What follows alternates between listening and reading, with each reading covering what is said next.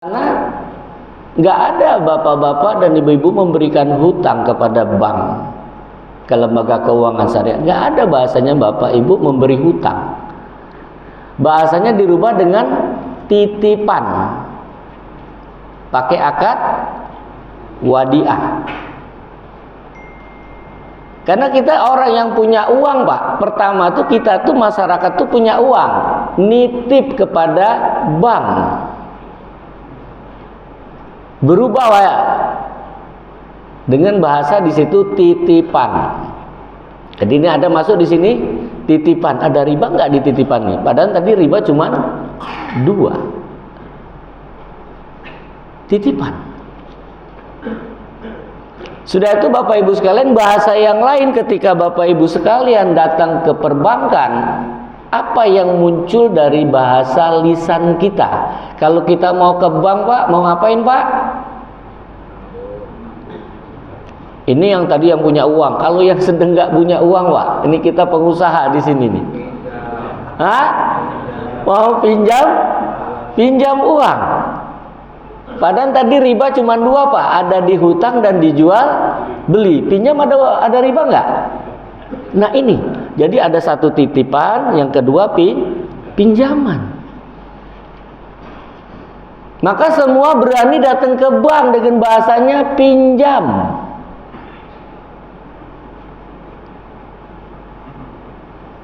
Ya Pak ya. Nah ini mulai kita berpikir nih. Wajar kalau kita berani ke bank karena tidak ada hutang di sana, nggak ada jual beli di sana. Orang saya mau pinjam uang kok, riba nggak ada pinjam uang. Riba ada di hutang dan dijual beli. Dirubah bahasa itu, Pak.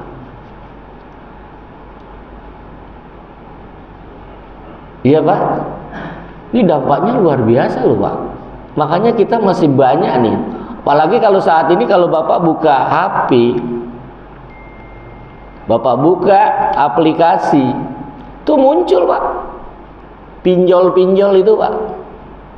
Sudah diawasi OJK Pak, bahasanya Masya Allah. Seolah-olah jadi aman kalau sudah ada pengawasan dari OJK. Pinjaman online Pak, pinjol yang banyak sekali terjadi. Ada yang lari dari masjid, ada yang bunuh diri, itu gara-gara pinjol Pak. Stres. Nah ini dampak daripada riba di dunia loh Pak. Ya. Nah maka dari itu kita sebelum kita benar nggak ada di seputar kita nih tentang riba. Bahwa riba itu adalah bahasa Arabnya ziyadah, tambahan, ya, tambahan. Nah bahasa lain kalau dari ulama ini, ulama Wahid Abdul Salam Bali, riba adalah tambahan yang disyaratkan.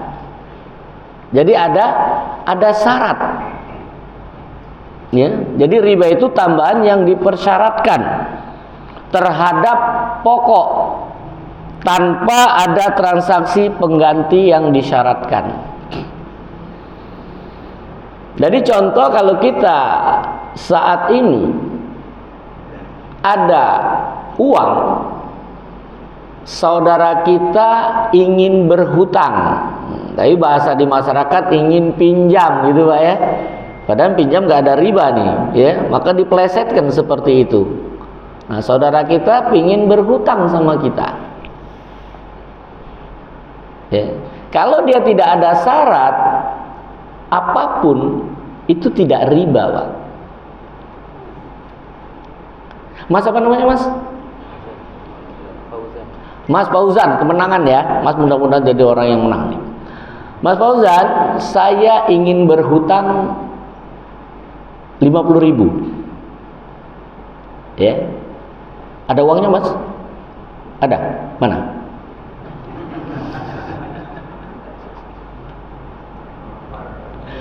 Nih. Nah, dia kasih hutang 50.000. Masya Allah. Ini hutang.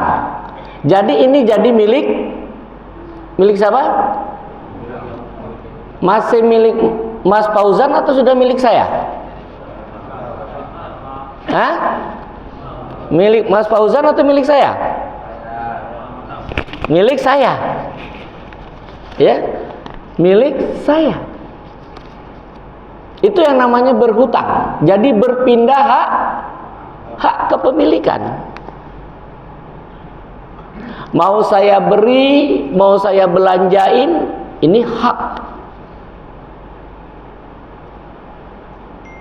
Tapi biasa yang muncul di tengah umat, pegang dulu Mas, muncul bahasa di tengah umat, dia bukan mau bilang berhutang, tapi dia katakan, Mas Fauzan, boleh nggak saya pinjam uang? Hah? Boleh, saya pinjam 50.000. Nih, dikasih. Saya pinjam uang. Apakah uang ini jadi milik saya? Pak? Bukan. Boleh nggak saya berikan?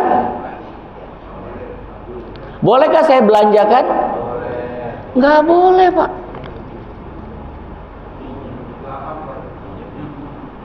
Karena kalau saya pinjam, sudah itu saya berikan atau saya belanjakan, saya khianat. Ini Pak, ini sedikit loh di antara kita loh. Apalagi ini para pedagang di sini kan, Masya Allah, ini yang sering banyak dilakukan. Pinjam uang, apalagi yang mau tukar, karena kurang, Pak pinjam sebentar. Sudah dikasih. Allahu Akbar. Kok khianat kita? Tapi kenapa itu dilakukan? Karena kita tidak tahu. Kalau nggak tahu nggak ada dosa, Pak. Tidak ada dosa. Tapi hari ini mudah-mudahan bapak-bapak jadi tahu ya, insya. Jadi kalau pinjam uang nggak boleh Pak untuk diberikan ke orang lain, nggak boleh dibelanjakan kalau bahasanya pinjam uang.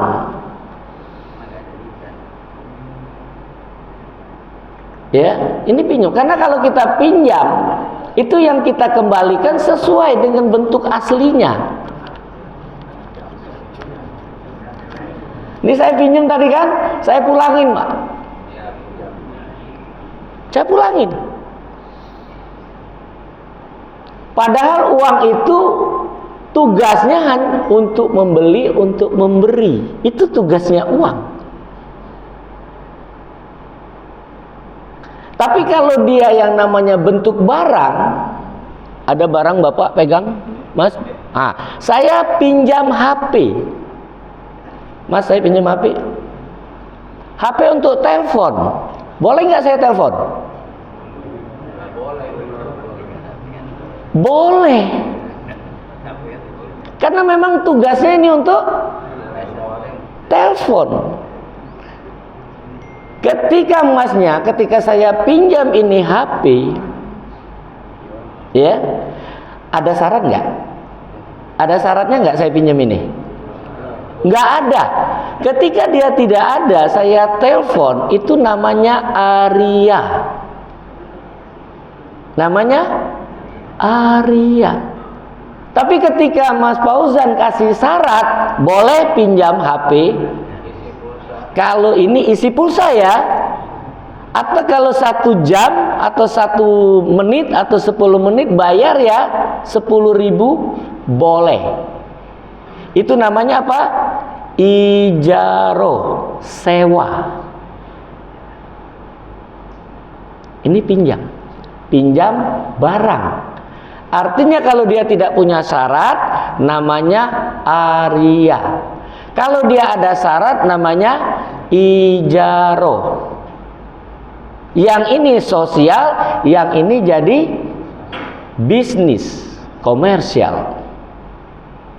Itu baru pinjam. Tapi kalau kita pinjam uang, tidak ada syarat, namanya kod. Kalau dia ada syarat, namanya riba.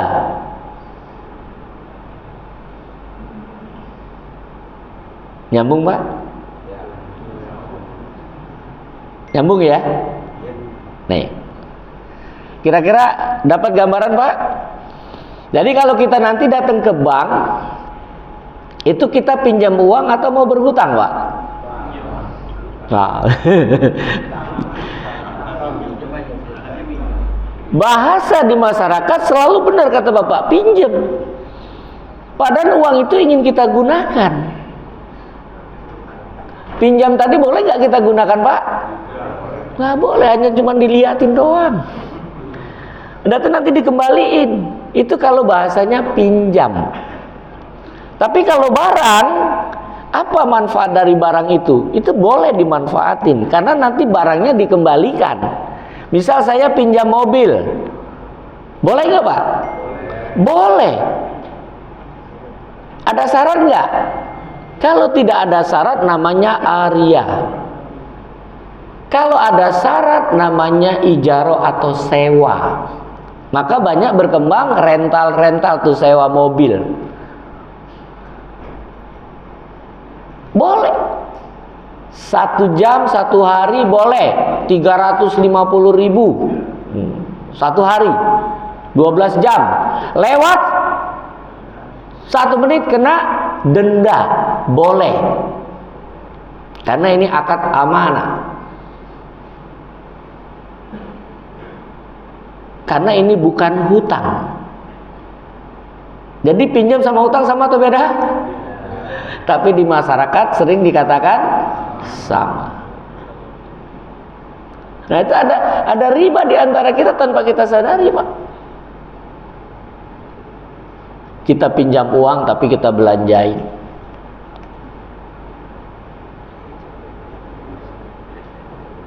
Ya. Yang paling banyak saat ini nitip. Nah itu kalau kita nih bapak-bapak punya uang nih, nitip. Nitip kemana? Ke bank. Pakai anunya akad wadiah. Yang namanya nitip boleh nggak dimanfaatin Pak? Yang namanya juga nitip. Paling gampang kalau kita, yang paling gampang mudah Pak, kita datang ke hotel. Hotel dikasih kunci Pak. Kita mau keluar dari hotel, kuncinya kita titip.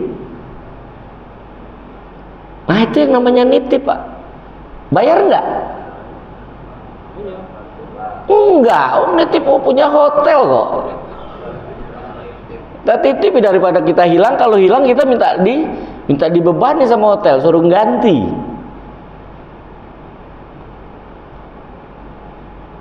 Bukan hotelnya yang ganti, kita yang ganti. Sama kalau kita nitip. Nih sekarang nih nitip apa motor, nitip tuh Pak. Bahasa di masyarakatnya padahal nitip kita sama petugas atau DKM atau marbot masjid, nitip. Iya kan Pak? Kalau hilang tanggung jawab nggak marbot masjidnya?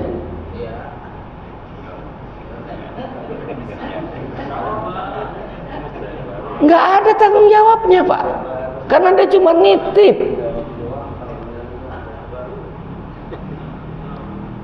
Nah ini yang banyak kita tidak ketahui. Nitip itu tidak ada tanggung jawab dari yang dititipin, kecuali kalau dia lalai, dia wan prestasi di situ. Ya. Nah ini yang ada di tengah-tengah umat Pak, nitip. Yang dititipin itu motor, pasti nanti diambil motor. Makanya yang paling ikhlas itu tukang parkir Pak. Paling ikhlas. Kapan saja yang punya ngambil silakan. Gak ada yang nahan sedikit pun Pak. Iya kan? Nah sekarang kita itu manusia ini dititipin oleh Allah. Rumah, mobil gitu Pak ya. Dititipin atau milik kita itu Pak? Dititipin Pak sama Allah untuk kita jaga, kita manfaatkan. Tapi ketika mau diambil, tadi, zakat tadi, mau diambil tadi, waris tadi, itu titipan semua loh Pak. Bapak ibu pagi siang malam keluar rumah untuk bilang katanya cari rezeki. Katanya sih cari rezeki, rezeki halal. Yang halal loh Pak, bukan yang haram. Halal.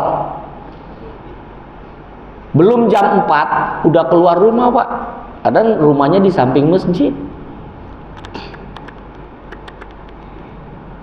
Yang kita cari itu Pak, yang dititipin Allah Pak.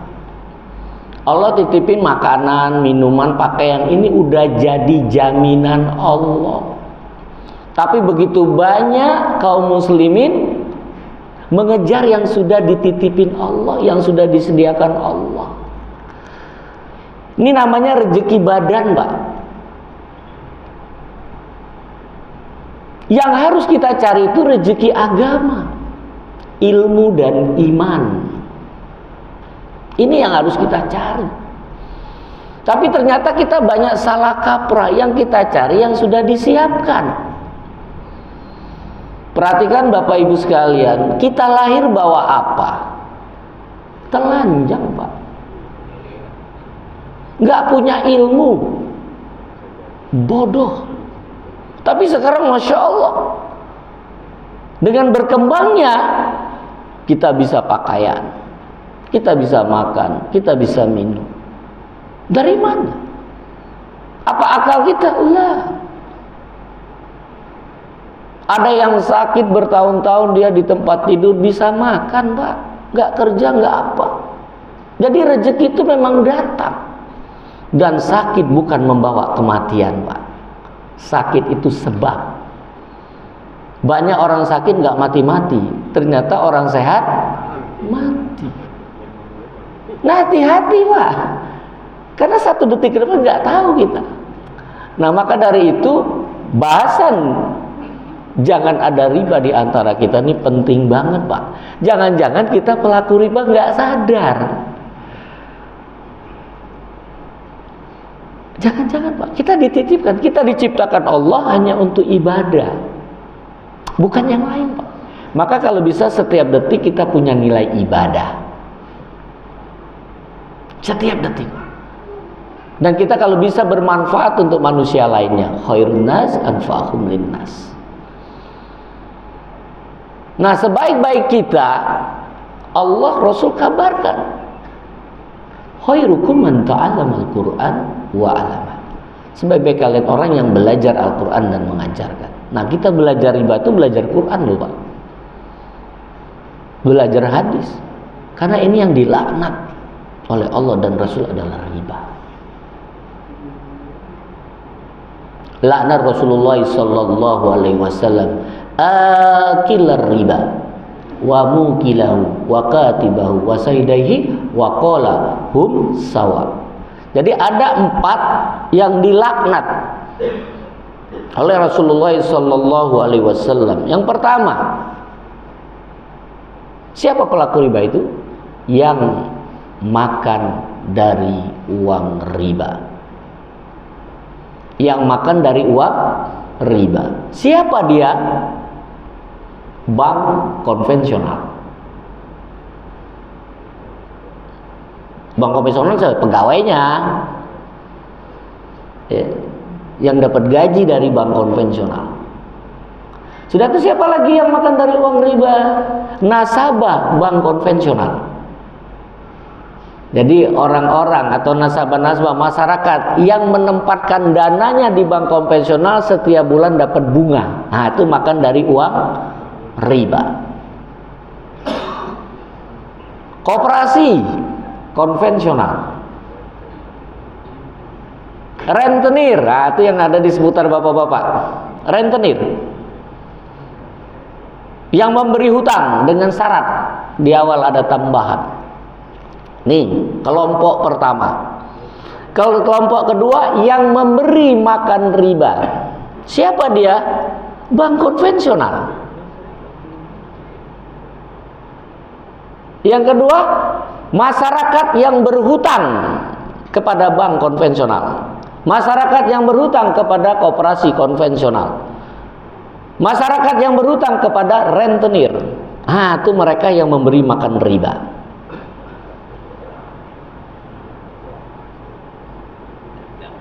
Ini kelompok kedua.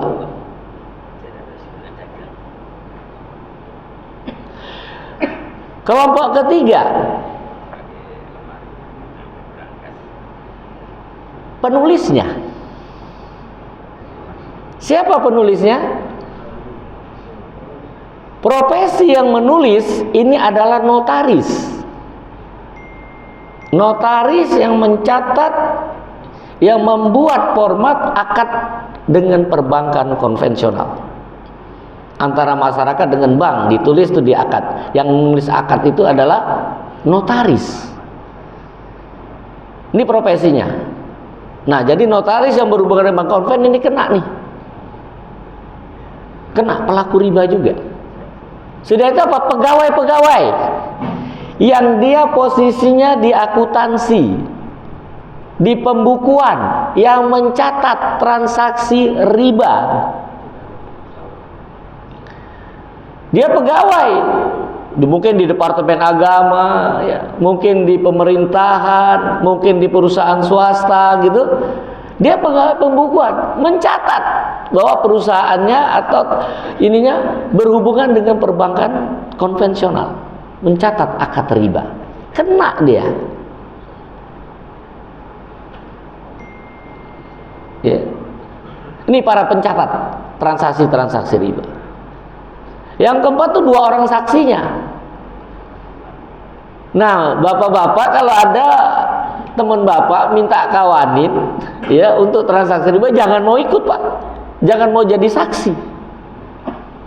Kena, Pak, sebagai pelaku riba juga kalau kita jadi saksi di transaksi riba. Nah, yang paling tanpa disadari mereka yang membantu ini, para teknologi, teknokrat itu yang memudahkan transaksi riba itu berjalan. Ini para programmer nih, teknologi yang memudahkan. Nah, ini kena. Dia kenanya di ta'awun. Al-Maidah ayat 2. Wa ta'awanu 'alal birri wat taqwa wa la ta'awanu 'alal ismi wal udwan. Dia tolong-menolong dalam maksiat. Nah, itu yang ada di seputar kita, Pak. Maka perlu kita perhatikan dalam kehidupan kita tadi. Riba cuma 2, dihutang dan dijual beli. Kalau dihutang, yang pertama, bila kita berhutang ada syarat di awal tambahan. Ya. Saya berhutang tadi, ya. Ada syarat. Nah, ini namanya riba. Hatta 1 rupiah syaratnya. Ya, hatta 1 rupiah. Yang kedua, dalam berhutang ada jangka waktu. Ketika terlambat, ada pasal denda keterlambatan. Ini riba. Dipercepat ada penalti. Ini riba. Ini riba daripada hutang. Semua ini ada di perbankan konvensional. Syarat ini. Betul, Pak? Ini. Maka wajar seluruh ulama dunia tidak ada yang berselisih. Termasuk Dewan Syariah Nasional Majelis Ulama Indonesia sudah keluarkan fatwa. Fatwanya nomor 20 tahun 2001, Pak. Ada di pasal 8 poin 2, usaha yang bertentangan dengan prinsip syariat Islam. Usaha yang bertentangan dengan prinsip syariat Islam. A. Usaha perjudian. B. Usaha lembaga keuangan konvensional, dalam kurung ribawi, tutup kurung, termasuk perbankan dan asuransi konvensional. Jelas, tegas. Jadi bapak-bapak, ibu-ibu yang saat ini masih punya rekening di perbankan konvensional, segera ditutup. Kalau takut dengan azab Allah. Yakin nggak Pak? Kalau Bapak yakin seluruh dosa Bapak selama ini tentang riba dihapus oleh Allah, karena Bapak dan Ibu takut dengan azab Allah. Ini Allah kabarkan di surat apa Pak? Di surat Ali Imran ayat 31. Kul in kuntum tuhibbunallah fattabi'uni yubibkumullah wa yaghfir lakum dzunubakum wallahu ghafurur rahim. Kalau kalian cinta dengan Allah, ikuti Muhammad. Allah akan mencintai kalian. Allah akan menghapus dosa-dosa kalian, karena Allah Maha Pengampun dan Penyayang. Ini nikmatnya Pak. Kalau Bapak saat ini baru tahu yang Bapak tempatkan uang di perbankan konvensional itu riba, Bapak saat ini istighfar, Bapak tobat, seluruh dosa Bapak dihapus Allah. Maka besok pada waktu bank buka, tutup semua rekening Bapak yang ada di perbankan konvensional. Hijrah, pindahkan ke bank syariah. Dengan catatan, tadi ketika kita menempatkan dana di sana, itu menggunakan dua akad. Ada wadiah, ada mudarobah. Kalau dia wadiah itu cuma titipan, bank nggak boleh gunakan. Ternyata bank gunakan. Kalau bank gunakan maka wadiahnya tidak tepat, wadiah amanah. Ini menjadi qard, menjadi hutang. Bank syariah berhutang kepada Bapak. Ketika itu berhutang, maka Bapak nggak boleh memberi syarat. Bapak nggak boleh dapat hadiah. Bapak nggak boleh dapat bonus. Bapak hanya menempatkan di sana. Akadnya menjadi, pahamnya, konsekuensi hukumnya adalah qard. Bapak memberi hutang, maka Bapak nggak boleh ada bonus, Bapak nggak boleh ada hadiah. Bapak cuman minta diamankan saja tuh uangnya. Tapi posisi akad yang kedua mudarobah. Nah, di mudarobah ini Bapak boleh dapat untung, Bapak boleh dapat bagi hasil, tapi Bapak harus siap rugi. Ya, Bapak harus siap rugi, al-kharaj bid-dhaman. Jadi kita boleh dapat untung karena kita punya potensi kerugian di sana. Kita siap menanggung rugi. Maka Bapak kalau buka akadnya mudarobah, Bapak lihat di pernyataan itu ada nggak siap rugi. Kalau tidak ada siap rugi, Bapak tulis saya siap rugi, agar bagi hasil yang Bapak terima halal. Kalau tidak ada siap rugi di sana, Bapak tetap dapat bagi hasil dari perbankan syariah, itu adalah riba. Karena sampai detik ini itu masih diberi rukhsah Pak. Mereka masih menggunakan revenue sharing, pendapatan yang dibagi. Dan ini sebagian ulama berpaham ini adalah riba, dan saya memahami itu adalah riba. Karena kalau kita mau dapat untung harus siap rugi. Kalau mau dapat untung harus siap rugi. Karena mudarobah itu kerjasama dua pihak. Satu keahlian, satu keuangan. Bergabung. Kalau ada untung berbagi, kalau ada rugi berbagi.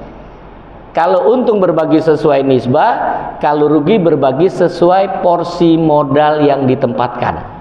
Jadi kalau bapak-bapak itu ruginya bank, Bapak nanggung 100% Pak. Nah makanya beruntung sekali pengusaha kalau tahu ini konsep. Maka pengusaha-pengusaha yang cerdas. Nah, pengusaha yang cerdas, kalau ingin kembangkan usaha, tinggalkan hutang. Pengusaha yang cerdas, kalau ingin meningkatkan usahanya, mengembangkan usahanya, tinggalkan hutang. Itu kalau cerdas. Karena yang namanya hutang itu tidak kenal rugi. Sementara usaha itu bisa untung, bisa rugi. Jadi nggak pas konsep ini. Konsepnya di mana? Di bank syariah dengan akad musyarakah atau mudharabah. Untung berbagi, rugi berbagi. Kalau bapak-bapak, ibu-ibu sebagai pengusaha ingin kembangkan, berkongsi dengan bank syariah. Kongsi. Misal bapak punya modal cuma 10 nih untuk pengembangannya, bank syariahnya 90. Ketika usaha bapak rugi, bank syariah menanggung 90% kerugian. Bapak cuma 10. Tapi kalau akad mudharabah, bank syariahnya 100% tuh modal, bapak-bapak 0, hanya keahlian saja. Ketika usaha ini rugi, bank syariah menanggung 100% Pak atas kerugian tersebut. Tapi konsep ini jarang dipahami oleh masyarakat, jarang dipahami oleh jamaah masjid. Apa tuh?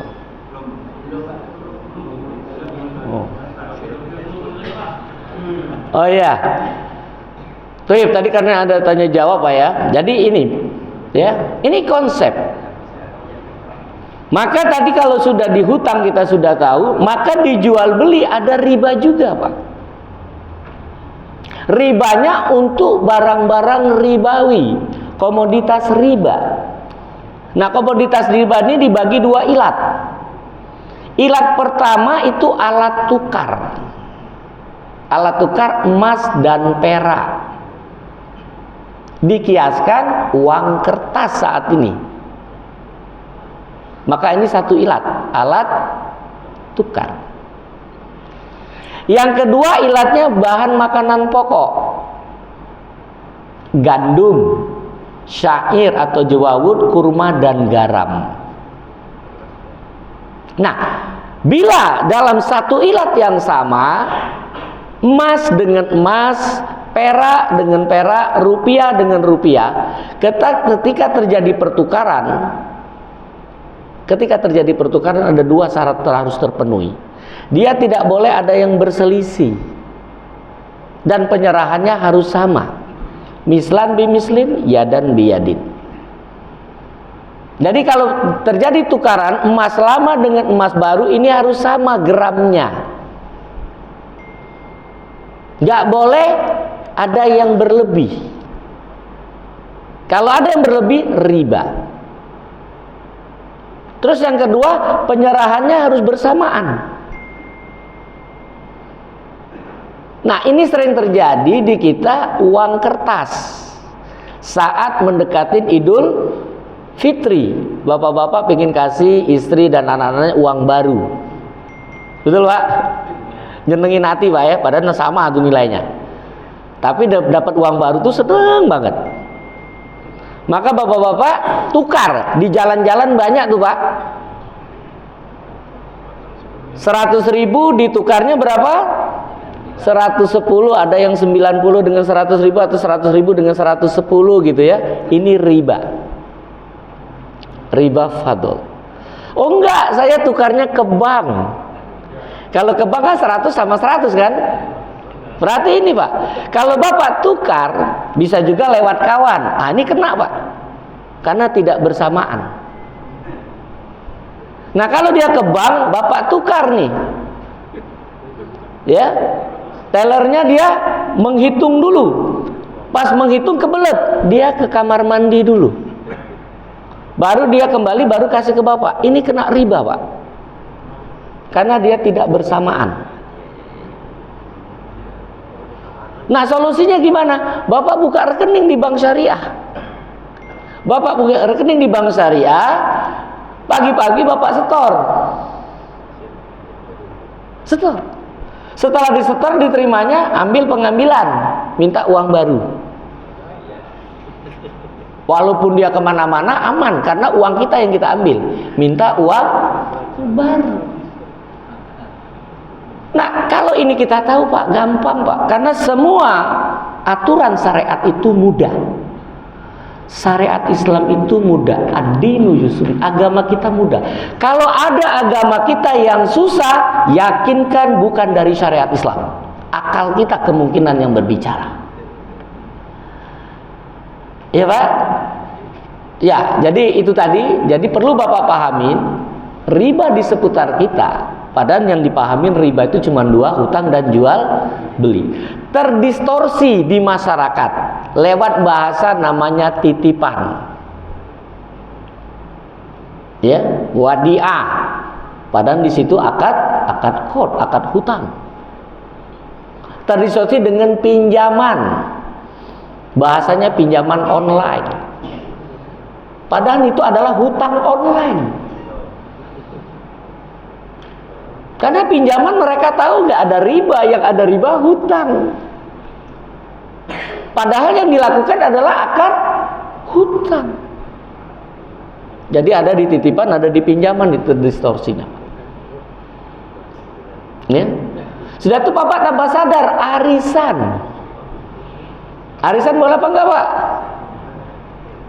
Hah? Arisan itu boleh, Pak. Karena hutang itu boleh, arisan itu akadnya hutang. Tapi ketika ketuanya minta duluan, jadi riba, Pak. Nah, ini di seputar kita loh, Pak. Bapak-bapak atau ibu-ibu yang arisan, yang dapat uang, terus dia menyediakan tempat pekan depannya, ngasih makan, riba. Karena hutang itu tidak boleh ngasih manfaat. Kullu qardin jaro manfaat fahuwa riba. Setiap hutang yang ada manfaat itu adalah riba. Bagaimana solusinya? Nggak boleh ada ketua minta duluan. Yang keluar itu yang dapat. Yang dapat nggak boleh ngasih makanan dari uang tersebut. Kalau mau ngasih makanan kumpul lagi, Pak. Tidak boleh mengganggu dari uang arisan tersebut. Jadi semuanya ada solusi, Pak, kalau kita tahu. Saat ini Bapak Ibu ingin bertransaksi apapun, tinggalkan konvensional. Karena seluruh aktivitas yang ada di perbankan konvensional di syariah bisa, Pak. Gak ada alasan lagi. Ya, karena di sini dikatakan, Pak, bahwa Majelis Ulama Indonesia sudah keluarkan fatwa. Fatwanya nomor 1 tahun 2004 tentang bunga. Ya, Pak ya. Kalau riba Bapak sudah tahu, Pak? Bapak masih ada yang pelaku riba? Masih ya, karena riba itu rayuan iblis berujung azab. Riba, rayuan iblis berujung azab. Azabnya dunia dan akhirat loh, Pak. Karena di situ ada bunga. Nah, makanya tadi bahwa ini adalah riba, diganti namanya bunga. Karena kita kalau dibilang bunga sedep, nikmat, ya, ngasih kekasih kita kasih bunga. Apalagi bunga deposito, seneng. Coba Bapak tahu apa itu bunga? Bunga itu 5 huruf, Pak. Bunga, orang yang dapat bunga dalam transaksi riba, dia bertambah uangnya. BU, bertambah uangnya. Tapi masih ada huruf NGA, neraka ganjaran amalnya. Bapak masih mau bunga? Ibu masih mau bunga? Itu yang dapat bunga bertambah uangnya, kacamata kita, dan itu dikabarkan di surat Ar-Rum ayat 39, seolah-olah dia bertambah tuh uangnya, padahal tidak. Kalau ingin bertambah sedekah, infak, zakat, ini bertambah uang kita. Di mana? Di akhirat. Ya. Mungkin itu Bapak Ibu sekalian ya, mudah-mudahan bisa memberi pencerahan. Sebelum TED yang kedua, kalau ada yang mau dipertanyakan, tafadhol. Saya boleh minum, Pak ya? Udah nikmat nih, bismillah.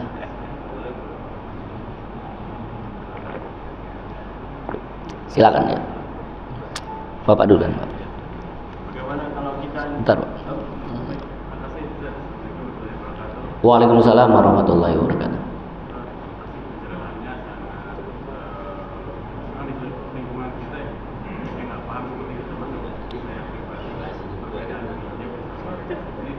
Iya. Ada yang berkembang lagi di masyarakat terkait dengan gadai. Gadai, Pak ya. Gadai barang, gadai sawah, pakai seperti apakah sama dengan itu juga. Ya. Toib. Dengan Pak siapa Pak? Pak Arsam. Jazakallah khair, Pak Arsam ya. Dia menanyakan, beliau bertanya, masalah ini tadi dihubungkan antara titipan dan pinjaman. Bagaimana dengan gadai? Ini juga yang hadir di tengah umat. Nah, ini pemahamannya nanti tentang akad, Pak. Banyak sekali problem kita itu posisinya di akad. Nah, gadai posisinya di mana? Akad itu terbagi 3. 1 tujuan, 2 konsekuensi, 3 karakter. Ya, gadai di mana? Di tujuan, Pak. Di tujuan tuh di nomor 3. Nomor 1-nya tabarru, tujuannya adalah sosial. Nomor 2-nya bisnis, komersial. Nomor 3-nya adalah jaminan. Nah, gadai itu nama lain daripada jaminan. Bahasa lainnya rahen. Itu gadai. Gadai ini bisa terjadi apabila ada posisi akad pertama. Jadi posisinya di akad kedua, Pak. Kalau ada akad pertama, baru dia ada akad kedua, namanya gadai. Gadai ini menjamin. Kalau dia milik sendiri namanya rahen. Kalau milik orang lain namanya kafalah. Jadi orang lain yang menjamin. Ya, nah dia akan berpegang kepada akad pertama, akad sosial atau akad komersial. Akad sosial hutang, akad komersialnya jual beli. Kalau kita berhutang, boleh nggak ada jaminan? Boleh. Kalau kita jual beli dengan cara mencicil, boleh nggak ada jaminan? Boleh. Ini yang dicontohkan oleh baginda Rasulullah Sallallahu Alaihi Wasallam. Maka akad pertama tadi hutang. Habis Pak ya? Ya, taib ya. Boleh dilanjut Pak ya? Ya, taib. Nah, kalau dia kita akadnya, bapaknya akad hutang atau akad jual beli? Akad hutang dengan jaminan. Saya hutang 1 juta, jaminannya HP. Maka HP ini tidak boleh dimanfaatkan walaupun dia bisa. Kalau akadnya hutang, maka jaminan tidak boleh diganggu, Pak. Kalau dia diganggu jadi riba. Sama kalau yang banyak di masyarakat itu sawah, Pak. Sawah, dia berhutang, pengen dapat uang, sawahnya digadaikan. Nah, bahasanya digadaikan. Sudah tuh boleh dimanfaatkan oleh yang memberi hutang, riba. Nggak boleh. Kalau dia mau pakai itu sawah, dia harus bayar sewa. Nah, itu yang namanya jaminan, Pak. Di jaminan itu dia hanya untuk mengcover. Dan tidak boleh dimanfaatkan jaminan itu ketika kita menjaminkan. Ya Pak ya? Nyambung Pak? Sama dengan jual beli juga. Ya, jual beli ada jaminan. Maka jaminan ini tidak boleh dimanfaatkan oleh yang memberi hutang tadi atau yang menjual dengan cara kredit. Nggak boleh jaminannya dimanfaatkan. Kalau dimanfaatkan dia harus bayar. Kalau tidak bayar riba. Seperti itu Pak. Baik, silakan Pak. Oh sama Pak, alhamdulillah. Jadi masalah sawah tadi itu Pak. Iya. Kalau di kampung itu sawah nggak ada. Ya, saya minjam duit 100 juta nih. Hutang Pak. Nah, kalau di kampung silahkan minjam. Nah ya itu dia. Saya minjam duit, saya gadain sawah. Iya. Sawahnya dikelola kan sama dia. Iya. Itu kan saya kelola. Iya.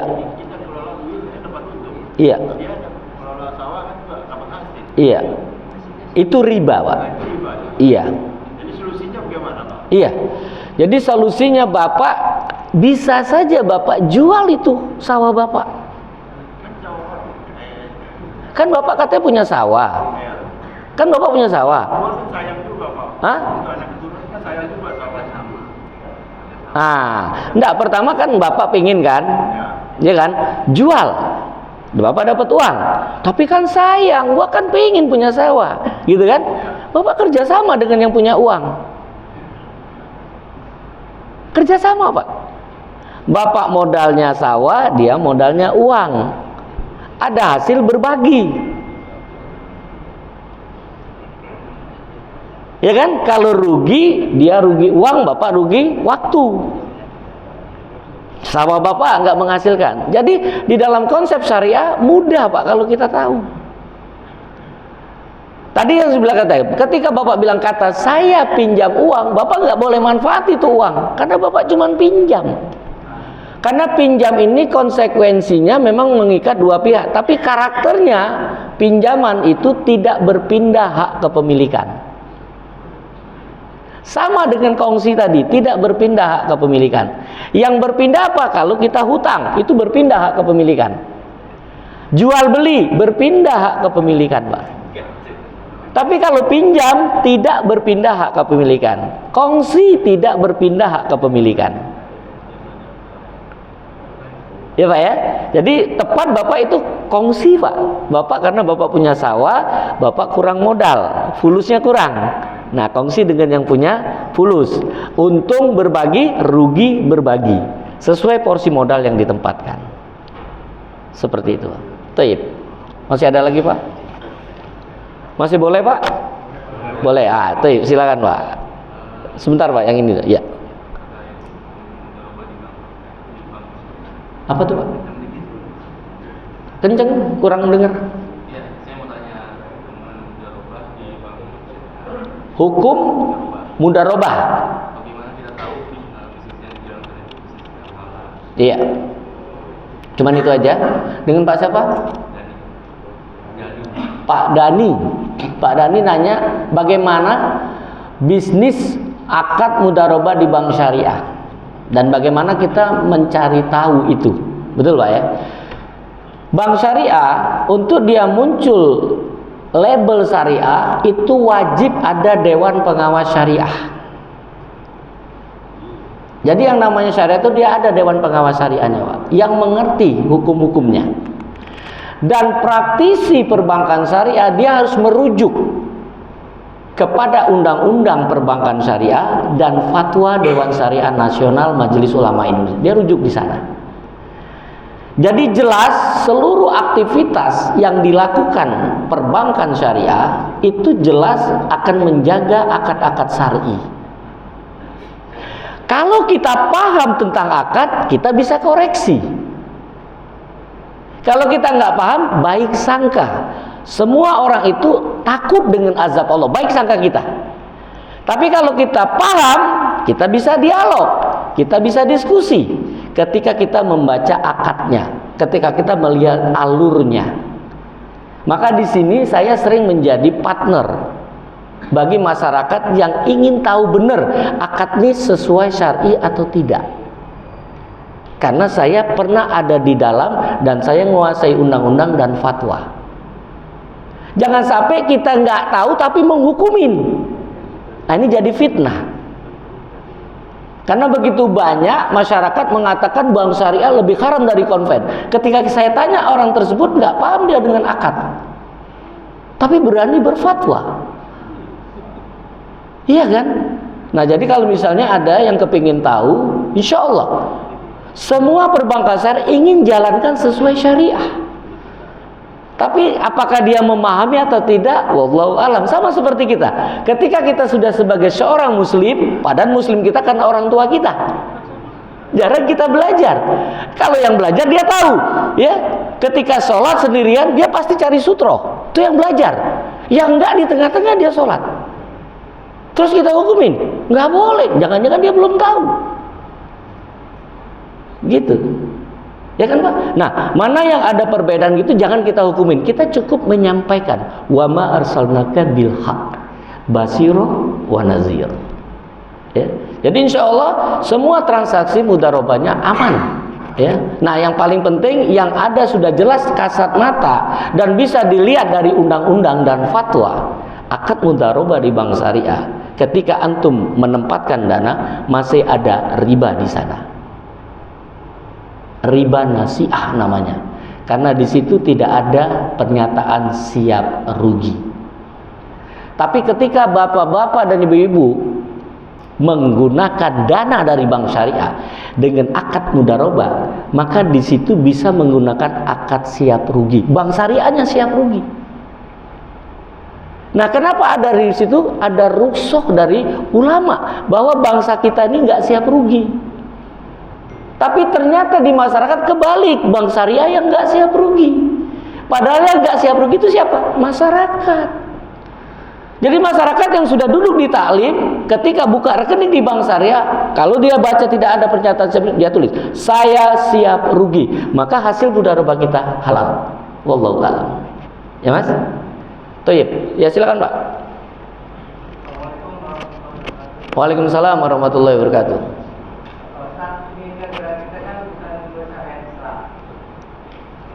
Bukan besarnya Islam. Heeh. Kemudian bank syariah dengan bank konvensional itu kan muaranya ke BI. Iya. Jadi sebenarnya sama. Jadi apa namanya? Sebaiknya umumnya bermain kan di SBI. Jadi misalnya soal besok itu kita pembagiannya misalnya 40-50 atau 20-50. Jadi apa namanya, bunga itu sama dengan konvensional. Hanya nama saja yang dibandingkan. Itu gimana Pak? Baik. Pertanyaan Bapak, bank konvensional, bank syariah bermuaranya juga ke BI. Betul Pak ya? Iya kan? Yang ke BI itu bank Pak, bukan kita. Yang ke BI itu adalah bank, bukan kita. Yang dituntut oleh syariat itu kita Pak. Ketika kita berakad, itu yang kita pahami, akad kita ini halal atau haram, bukan orang lain. Sama, ketika ada orang datang ke bank, tidak perlu kita tanya uangnya ini dari korupsi, dari ini, nggak perlu Pak. Harus kita berbaik sangka yang datang itu adalah orang baik. Nah, maka transaksi kita, akad kita bank dengan orang tersebut. Bukan nanti uang ini ke banknya. Karena bank dengan bank itu institusi. Yang akan dihukumin oleh Allah kita, Pak. Bukan banknya. Maka yang paling penting Bapak ikutin Bapak ketika datang ke bank, akad apa yang digunakan. Kalau di konvensional, akad Bapak itu jelas akad hutang. Nggak ada akad yang lain Pak. Ini undang-undang yang menghukumin bahwa bank konvensional akad utamanya adalah hutang. Nggak bisa digunakan akad wadiah, bisa akad mudharabah, nggak bisa kalau di bank konven. Akadnya adalah hutang. Jadi nggak bisa yang namanya dikompromikan, nggak bisa Pak. Ya, akad hutang. Akad hutangnya dengan syarat di awal ada tambahan. Ini adalah riba. Maka wajar seluruh ulama dunia tidak ada yang berselisih, termasuk Majelis Ulama Indonesia dan Dewan Syariah Nasional Majelis Ulama Indonesia. Hukumin ini Pak. Sementara kalau Bapak ke bank syariah, ada dua akad Pak. Bapak akadnya mau nitip, yang dia konsekuensi hukumnya adalah hutang. Yang kedua akad mudharabah, siap untung siap rugi. Jadi ada dua pilihan. Kalau dia hutang, Bapak nggak boleh ada tambahan. Nggak boleh ada syarat, ada tambahan. Jadi di mana samanya? Nggak sama sekali, Pak. Nggak sama sekali. Karena hutang di sini nggak boleh ada syarat, Pak. Kalau di sini hutangnya harus bersyarat. Ini harus bersyarat, ini tidak boleh ada syarat. Di sini boleh ada tambahan, ada bonus, ada bunga, ini nggak boleh. Di mana kita katakan sama? Nah, kalau bahasa vulgar yang sering saya sampaikan ini, mohon maaf Pak, bahasa vulgar, kita laki-laki ya Pak, menikah itu kepada wanita Pak, bukan kepada lelaki. Jadi lelaki itu menikah kepada wanita. Kenapa Pak? Itu semua tujuan utamanya melampiaskan syahwat. Agar apa? Kalau kita dengan menikah, syahwat kita tersalurkan, dapat pahala Pak. Tapi kalau kita melampiaskan syahwat tidak dengan menikah, dosa. Sama-sama Pak, syahwat kita terpenuhi, tapi ada yang dapat pahala, ada yang dapat dosa. Nah ini juga ketika Bapak punya uang, ingin menempatkan dananya, kalau ke konvensional, jelas Bapak berdosa. Tapi kalau ke syariah bisa dapat pahala, Pak. Makanya pemerintah kita itu sebenarnya ingin memberi informasi kepada masyarakat, silakan jalankan Islam ini secara kafah. Masuklah Islam secara kafah. Jangan akidahnya benar, ibadahnya benar, muamalahnya berantakan, Pak. Nah, ini salah satu nih muamalah kita, Pak. Jangan sampai berantakan. Kalau yang kemarin-kemarin silakan, Pak. Memang semua bank konven syariah itu muaranya ke BI. Tapi itu bukan akad kita, Pak. Akad kita dengan banknya, bukan dengan BI-nya. Dan kita tidak dituntut yang keduanya, Pak. Yang dituntut pada waktu kita berakad. Akad kedua tidak dituntut, Pak. Jadi kita harus selalu berbaik sangka selalu kepada Allah. Syariat ini untuk kita, Pak. Hukum ini untuk kita, bukan untuk orang lain. Mudah-mudahan dengan begini Bapak yakinin semua transaksi Bank Indonesia, ya sekarang sudah ada OJK.